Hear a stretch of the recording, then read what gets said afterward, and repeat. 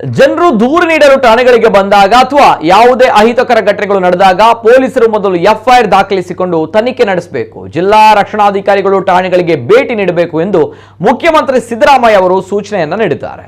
ಇಂದು ಉಡುಪಿಗೆ ಭೇಟಿ ನೀಡಿದ ಅವರು ಮಣಿಪಾಲದ ರಜತಾದ್ರಿ ಸಂಕೀರ್ಣದಲ್ಲಿರುವ ಜಿಲ್ಲಾ ಪಂಚಾಯತ್ ಸಭಾಂಗಣದಲ್ಲಿ ವಿವಿಧ ಇಲಾಖೆಗಳ ಪ್ರಗತಿ ಪರಿಶೀಲನಾ ಸಭೆ ನಡೆಸಿದರು.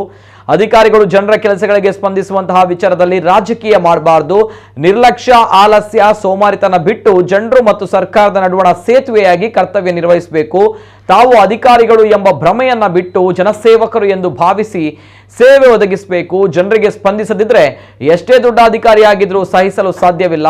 ಸರ್ಕಾರಿ ಸೇವೆಗೆ ಸೇರಿದ ಬಳಿಕ ನಿಯತ್ತಾಗಿ ಕೆಲಸ ಮಾಡಬೇಕು. ಕೆಲಸ ಮಾಡಲು ಇಷ್ಟವಿಲ್ಲದಿದ್ರೆ ಬಿಟ್ಟು ಹೋಗಿ ಎಂದು ಖಡಕ್ ಎಚ್ಚರಿಕೆಯನ್ನ ನೀಡಿದರು.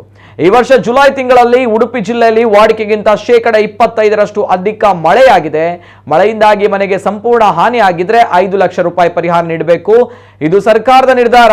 ಬೆಳೆ ಹಾನಿ ಸಂದರ್ಭದಲ್ಲಿ ತಪ್ಪದೆ ಪರಿಹಾರ ಸಿಗಬೇಕು. ಸ್ಥಳಕ್ಕೆ ಭೇಟಿ ನೀಡಿ ಸಮೀಕ್ಷೆ ನಡೆಸಿ ಬೆಳೆ ಹಾನಿ ಆದವರಿಗೆ ಪರ್ಯಾಯ ಬೆಳೆ ಬೆಳೆಯಲು ಪ್ರೋತ್ಸಾಹಿಸಬೇಕು. ಬೆಳೆ ಪರಿಹಾರ ಪಾವತಿಸಿದ ಬಳಿಕ ಪರ್ಯಾಯ ಬೆಳೆ ಬೆಳೆಯಲು ಅಗತ್ಯವಾದ ಬೀಜ, ಗೊಬ್ಬರ ಸೇರಿದಂತೆ ಎಲ್ಲ ಸವಲತ್ತುಗಳನ್ನು ಒದಗಿಸಬೇಕು. ಅಡಿಕೆ ಬೆಳೆಗೆ ಬಂದಿರುವ ಎಲೆಚುಕ್ಕಿ ರೋಗದ ಬಗ್ಗೆ ಕೃಷಿ ವಿಜ್ಞಾನಿಗಳ ನೆರವು ಪಡೆದು ಪರಿಹಾರ ಕಂಡುಕೊಳ್ಳಬೇಕೆಂದು ಸೂಚಿಸಿದರು. ಗ್ರಾಮೀಣ ಭಾಗದ ಜನರಿಗೆ ಕಾಲು ಸಂಕದಿಂದ ಆಗಿರುವಂತಹ ಅನಾಹುತಗಳನ್ನು ತಪ್ಪಿಸಲು ಸೇತುವೆಗಳನ್ನು ನಿರ್ಮಿಸಬೇಕೆಂದರು. ಸಭೆಯಲ್ಲಿ ಉಸ್ತುವಾರಿ ಸಚಿವರಾದ ಲಕ್ಷ್ಮೀ ಹೆಬ್ಬಾಳ್ಕರ್, ಮೀನುಗಾರಿಕಾ ಸಚಿವ ಮಾಂಕಾಳ ವೈದ್ಯ, ಶಾಸಕರಾದ ಯಶ್ಪಾಲ್ ಸುವರ್ಣ, ವಿ ಸುನಿಲ್ ಕುಮಾರ್ ಸೇರಿ 5 ವಿಧಾನಸಭಾ ಕ್ಷೇತ್ರಗಳ ಶಾಸಕರು, ಜಿಲ್ಲಾಧಿಕಾರಿ ವಿದ್ಯಾಕುಮಾರಿ, ಎಸ್ಪಿ ಅಕ್ಷಯ್ ಮಚ್ಚಿಂದ್ರ ಹಾಕೆ ಸೇರಿ ವಿವಿಧ ಇಲಾಖೆಗಳ ಅಧಿಕಾರಿಗಳು ಉಪಸ್ಥಿತರಿದ್ದರು. ಎಷ್ಟೇ ದೊಡ್ಡ ಅಧಿಕಾರಿಯಾದರೂ ಕೂಡ we don't spare anybody.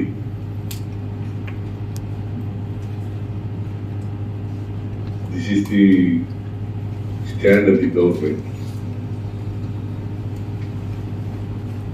So ನಿಮ್ಮ dereliction of duty, negligence, ಆಲಸ್ಯ, ಸೋಮಾರಿತನ ಇವಕ್ಕೆಲ್ಲ ಅವಕಾಶ ಇಲ್ಲ. ನಿಮ್ಗೆ ಯಾರು ಕೆಲಸ ಮಾಡಕ್ಕೆ ಇಷ್ಟ ಇಲ್ಲ ಹೊರಟೋಗಿದ್ದೆ. ಕೆಲಸ ಮಾಡಕ್ಕೆ ನೇಮಕ ಆದ್ಮೇಲೆ ನೀನು ಕೆಲಸ ಮಾಡಬೇಕು. That is what we want. That is what you expect from the government service. Because ಜನರು ನೇರ ಸಂಪರ್ಕದಲ್ಲಿರೋರು. ಅಫ್ಕೋರ್ಸ್ ರಾಜಕಾರಣಿಗಳು, MLAಗಳು ಕೂಡ ಇರ್ತಾರೆ.